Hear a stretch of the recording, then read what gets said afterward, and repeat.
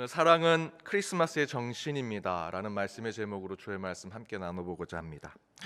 교회 입구 목자상 아래에 올해 중순부터 대사회적인 메시지를 우리 교회가 내려고 큰 현수막을 달아놓았습니다. 10월에는 10월 9일 한글날이 있어서 저와 여러분이 너무나 잘 아는 우리 일대 제임스 게일 목사님이 한국인보다 더 한글을 사랑했던 분이시라 그와 같은 메시지를 붙여서 사실 많은 분들에게 연락을 받았습니다.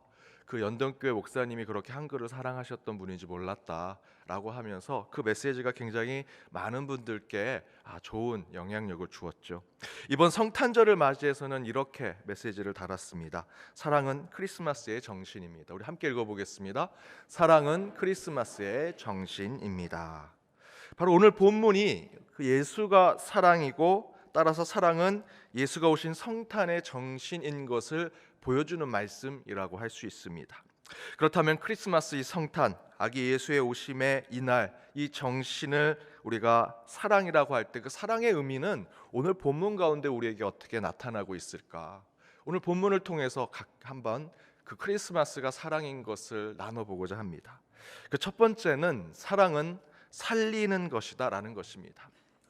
사랑이신 하나님의 아들 독생자 예수가 이 땅에 오시는 것은 사람을 살리고자, 생명을 살리고자, 또 세상을 살리고자 하는 뜻을 가지고 있다라는 것이죠. 성탄은 아기 예수가 이 땅에 오시는 것은 살리는 것이다 라는 겁니다. 9절에 이렇게 증거합니다. 우리 9절 말씀 함께 읽어보겠습니다. 하나님의 사랑이 우리에게 이렇게 나타난 바 되었으니 하나님이 자기의 독생자를 세상에 보내심은 그로 말미암아 우리를 살리려 하심이라. 또한 요한복음 3장 17절에 이렇게 기록되어 있죠. 함께 읽어보겠습니다.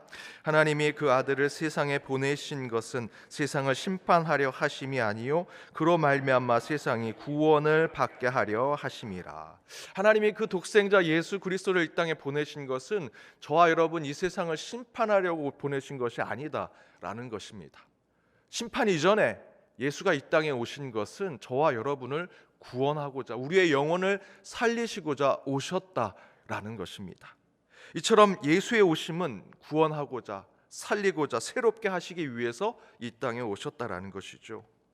사랑한다고 하면서 칼을 들고 가는 사람, 주먹을 들고 가는 사람은 없습니다. 사랑하면 어쨌든 주고 싶고 버리고 싶고 먹이고 싶고 살리고 싶고 잘 되게 하고 싶은 것이 사랑이죠. 사랑을 품고 가면 그렇게 됩니다. 여러분, 사위사랑은 뭐죠? 사위사랑은 장모. 씨암탉 나오면 안 됩니다. 사위사랑은 장모죠. 근데 그 사위를 사랑하는 장모님이 뭘 잡죠? 씨암탉을 잡습니다. 씨암탉이 뭡니까? 알을 낳기 위해서 알을 가장 많이 낳는 그 닭, 얼마나 귀중하겠습니까? 그런데 장모님이 사위를 사랑하니까 씨암탉을 잡는다라고 합니다. 씨암탉의 의미는요, 생명력을 가지고 있는 것을 얘기합니다. 기가 세고 힘이 좋고 살리고 회복시키는 능력을 가진 그 귀한 것을 왜 잡습니까? 앞에서 얘기했던 대로 장모는 사위를 사랑하니까. 이처럼 사랑은요, 힘을 주고 살려주고 생명을 새롭게 하는, 소생케 하는 것이 바로 사랑이라는 것입니다. 오늘 본문에서 예수가 이 땅에 오신 이유, 당연히 우리를 구원하고 생명을 주시기 위해서 그 사랑으로 이 땅에 오셨다라고 증거하고 있습니다. 따라서 여러분, 성탄의 기쁨은 우리를 향한 사랑에서 시작해야 하는 것입니다. 그러나 그 사랑은 곧 저와 여러분을, 그 영혼, 저와 여러분의 그 영혼과 삶, 우리의 생명과 그 마음을 소생케 할 것이고 새롭게 만들 것입니다. 그렇게 새 생명을 살리는 아기 예수의 오심을 더욱 소망하면서 내일 성탄주일, 그리고 내일 모일 성탄절을 마음으로 준비하는 저와 여러분이 되기를 주님의 이름으로 축복합니다. 두 번째는 사랑은 하나님이 하시는 것이다. 성탄 가운데 사랑의 정신은 사랑은 우리 인간이 아니라 먼저 하나님이 하시는 것을 깨달아야 한다는 것입니다. 10절에 이렇게 기록되어 있습니다. 우리 10절 말씀 함께 읽겠습니다. 사랑은 여기 있으니 우리가 하나님을 사랑한 것이 아니요 하나님이 우리를 사랑하사 우리 죄를 속하기 위하여 화목제물로 그 아들을 보내셨음이라. 10절의 말씀 아주 중요합니다. 사랑은요, 우리 인간, 저와 여러분이 먼저 한 것이 아니다라고 분명히 이야기합니다. 하나님이 먼저 하셨기 때문에 저와 여러분이 사랑할 수 있다라고 이야기하지요. 따라서 사랑은 하나님이 하신 것이다라는 것을 우리가 깨달아야 합니다. 저희 둘째가 막 태어났을 때 저희 첫째가 둘째도 나이가 어린 아이인데 그 둘째가 막 태어났다고, 자기 동생이 태어났다고 그것을 보살피고 아끼는 모습을 자세히 살펴보니까 누구랑 똑같이 하냐면 엄마 아빠랑 하는 것을 똑같이 따라 하더라는 겁니다. 제가 항상 이불을 덮어줄 때, 제 첫째 이불을 덮어줄 때 꼭 이렇게 목까지 덮어줬습니다. 목이 따뜻해야 잠이 잔다고 저는 늘 그렇게 생활 습관을 가져서 목까지 덮어주는 그런 습관으로 항상 첫째 아이 잘 때 목까지 이불을 덮어줬는데, 제 첫째가 자기 동생이 낳았다고 이불을 덮어주는데 목까지 꼭 덮어줍니다. 물론 사람뿐만 아니라 인형도 목까지 덮어주긴 하는데, 그렇게 자기 아빠가 또 자기 엄마가 하는 그 행동을 똑같이 자기 동생에게 그 내리사랑하듯 그렇게 사랑을 보여주더라는 것이죠. 제 첫째가 그 사랑을 가지고 원래 그랬던 사랑을 하는 것이 아니라 아빠 엄마로부터 본 사랑을 그대로 행동하더라는 것입니다. 예수님의 사랑도 이와 같지 않겠습니까? 우리가 사랑할 수 있는 것은 우리가 사랑할 수 있는 존재라서 사랑하는 것이 아니라는 것입니다.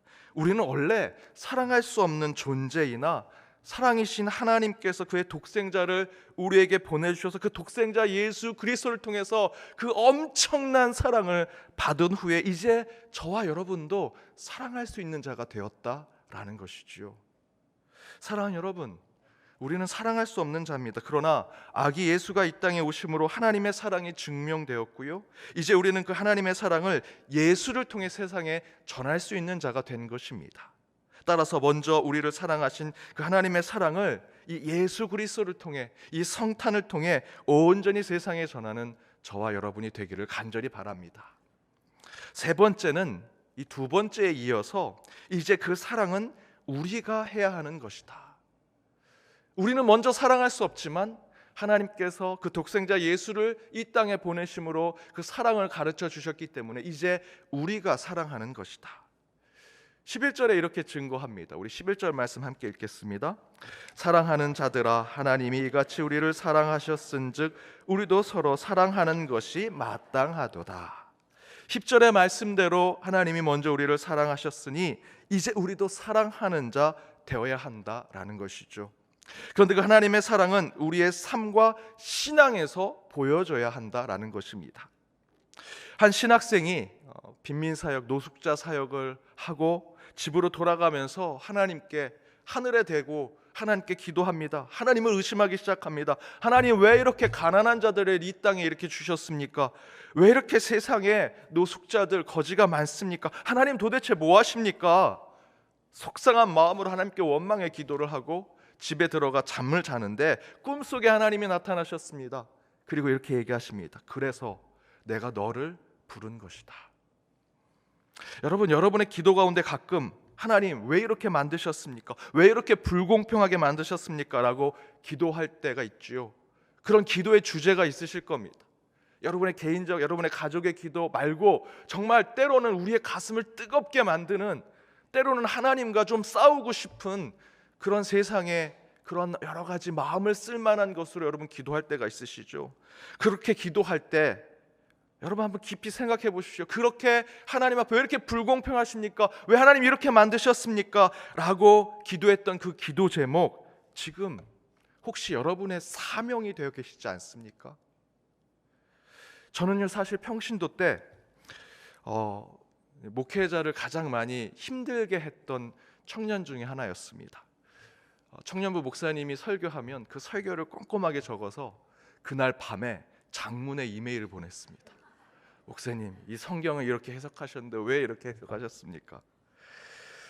설교가 이렇고 목사님의 행동이 이렇고 또 우리 교회 영적 지도자들이 왜 이렇게 삶이 이렇습니까? 라고 하면서 때로는 비난도 하고 비판도 하고, 그런 제가 지금 그 자리에 앉았습니다. 제가 그렇게 했더니, 그렇게 기도했더니 하나님이 이제 네가 그 자리에 올라가야 된다. 여러분, 기도 잘하셔야 합니다. 하나님은 그렇게 우리가 부족하다고 생각하는 것을 직접 우리의 소명과 사명으로 주신다라는 것이죠. 우리는 세상에 사랑이 없다라고 기도하죠. 그러나 그 이유는요, 하나님이 세상을 사랑하지 않으셔서 그런 것이 아니라 하나님은 이미 우리에게 사랑을 예수 그리스도를 통해서 충분히 가르쳐 주셨고요, 우리에게 전해 주셨습니다. 우리가, 교회가 세상을 사랑하지 않기 때문에 세상의 사랑이 보이지 않는 것입니다. 따라서 저와 여러분이 이 성탄 가운데 결단해야 하는 것은 하나님이 사랑하신 대로 이제 저와 여러분이 사랑해야 하고요, 하나님이 용서하라 하신 대로 저와 여러분이 세상을 용서하는 것, 그리고 하나님이 변하라 하신 대로 저와 여러분이 변할 때 그것이 하나님의 뜻대로 참된 성탄을 맞이하는 저와 여러분, 우리 교회의 모습이 되리라 저는 믿습니다. 그렇게 하나님이 사랑하신 대로 이제 저와 여러분, 우리 연동교회가 그 성탄의 사랑을 세상에 전하는 저와 여러분과 우리 교회가 되기를 주님의 이름으로 축복합니다. 네 번째는 사랑은 하나님의 내주를 이루는 것이다. 하나님이 우리 안에 거하시는 것이다 라는 겁니다. 12절과 13절에 이렇게 증거합니다. 우리 함께 읽어보겠습니다. 어느 때나 하나님을 본 사람이 없으되 만일 우리가 서로 사랑하면 하나님이 우리 안에 거하시고 그의 사랑이 우리 안에 온전히 이루어지느니라. 그의 성령을 우리에게 주심으로 우리가 그 안에 거하고 그가 우리 안에 거하시는 줄을 아느니라. 만약 우리가 서로 사랑하면 하나님이 우리 안에 거하시고 그 사랑이 우리 안에 온전해진다라고 증거하죠. 사랑하면 하나님이 우리 안에 거하신다라고 성경은 증거하고 있습니다. 다른 것으로 하나님이 내주하신 우리 안에 거하시는 것을 이룰 수 있다 얘기하지 않습니다. 오직 사랑할 때만 하나님이 우리 안에 거하신다라고 증거합니다. 죄송한 말씀이지만 우리 직분 올해 임직 받으신 분들, 그 전에 직분자가 되신 분들, 직분을 받으면 하나님이 내주하시고 내 안에 거하시게 될 것이다. 아닙니다. 여러분이 직분을 받게 된 이유는요, 더 하나님 사랑하라고 성도들이 하나님 대신해서 여러분을 뽑아주신 거고요, 그 자리에 앉히신 겁니다. 더 사랑하라고, 사랑하고 하나님이 내주했기 때문에 직분을 얻은 게 아니라 그 직분을 통해서 더 하나님이 내주하는 삶을 살아가라고. 성경 통독 많이 하시죠? 성경 통독 100번 한다고 하나님이 내주하는 거 절대 아닙니다. 성경을 읽는 이유를 깨달아야 합니다. 예수 사랑하심, 예수 사랑하심을 이라는 찬양이 있죠. 그 찬양에 날 사랑하심 어디에 써 있다고 이야기합니까? 성경에. 성경을 읽는 이유, 성경을 통독하는 이유는 100번, 1000번 읽어서 하나님이 내주하신 것을 우리가 깨닫는 것이 아니라 그 성경을 통해서 사랑을 깨닫기 위해서. 따라서 여러분, 먼저 사랑하셔야 합니다. 그때 하나님이 우리 안에 거하심을 확인하게 될 것이고 그 사랑으로 더욱 하나님의 살아계심이 여러분의 믿음 가운데 세워지리라 믿습니다. 마지막 다섯 번째는 사랑은 예수를 증언하는 것이다. 14절과 15절에 이렇게 기록하고 있습니다. 우리 함께 읽어보겠습니다. 아버지가 아들을 세상의 구주로 보내신 것을 우리가 보았고 또 증언하노니 누구든지 예수를 하나님의 아들이라 시인하면 하나님이 그 안에 거하시고 그도 하나님 안에 거하느니라. 제가 제 아내를 청년부 사역자일 때 청년부원으로 만났습니다. 다들 어떻게 전도사가 성도를 속된 말로 목자가 양을 어떻게 그럴 수 있냐 이렇게 얘기합니다. 그런데 여러분, 저는 그때 제 아내를 만날 때 목자와 양으로 만난 게 아니고요, 제 아내가 천사로 보였습니다. 물론 지금은 조금 생각이 다르지만요. 그런데 그때 저는 교회 안에서 연애를 하다 보니까, 그것도 전도사와 청년 부원 이렇게 연애를 하다 보니까 이 비밀 연애를 할 수밖에 없어. 누구에게 얘기할 수 있겠습니까? 아무에게도 얘기하지 않았습니다. 정말 2년 동안 비밀 연애를 하면서 딱 2명한테만 만났습니다. 제가 그렇게 힘들게 비밀 연애하면서 제일 힘들었던 게 뭐냐면, 저는 제 아내를 너무 사랑하니까 밖에 나가서 제가 이 사람을 사랑합니다, 이 사람하고 연애하고 있습니다를 막 외치고 싶은 거예요. 그런데 그걸 못하는 게 너무나 힘들었습니다. 여러분, 사랑하면 숨기기보단 알리려고 하지 않으십니까? 사랑하면 누구에게 내가 이제 이 사람을 좋아하게 됐어, 저 사람을 사랑하게 됐어 얘기하고 싶은 것이 우리 인간의 마음 아니겠습니까? 사랑은 원래 널리 알려지고 드러나는 것이 사랑이지요. 축복받고 함께 서로 그 사랑을 함께 이야기하는 것이 진정한 사랑의 모습입니다. 여러분, 신앙의 차원도 저는 똑같다고 생각이 듭니다. 우리가 예수님을 인격적으로 만날 때, 여러분 하나님을 인격적으로 만나고 하나님의 그 사랑을 여러분 깨닫게 되었다면 여러분 어떻게 하셨습니까? 그때 그 인격적인 하나님을 처음 만나고 첫사랑을 경험했을 때 내가 하나님을 인격적으로 만났어, 내가 그 하나님을 만나 뜨거움으로 눈물을 흘리고 살아계신 하나님이 정말 이 땅에 계시고 내 안에 계신 것을 깨닫게 됐어. 여러분, 그 사랑을, 그 하나님의 사랑을, 인격적인 예수를 만난 그 사랑을 전하려고 하는 것이 우리의 신앙의 모습 아닙니까? 하나님이 주신 사랑만큼 우리는 그 큰 사랑이 없기 때문에 어떻게든 그 사랑을 알리려고 하는 것이 우리의 신앙의 모습이요, 저와 여러분의 그리스도인의 삶 아니겠습니까? 전도는요, 형식적으로 뭐 만들어서 내가 전도해서 이만큼 열매를 만들려고 하는 것이 아니라 그 예수 그리스도를 통해서 받았던 뜨거운 사랑을 도저히 참을 수 없어서 밖으로 뛰쳐나가서 하나님이 나를 사랑하셨습니다, 하나님이 여러분도 사랑하실 수 있습니다 라고 이야기하는 것이 진정한 전도가 아니겠습니까? 여러분, 이처럼 성탄은 널리 퍼질 수밖에 없는 것입니다. 왜냐하면 예수는 이 땅에 사랑으로 오셨기 때문입니다. 따라서 사랑은 성탄의 정신이고요, 성탄의 중심이고 성탄의 가장 위대한 가치라고 할 수 있습니다.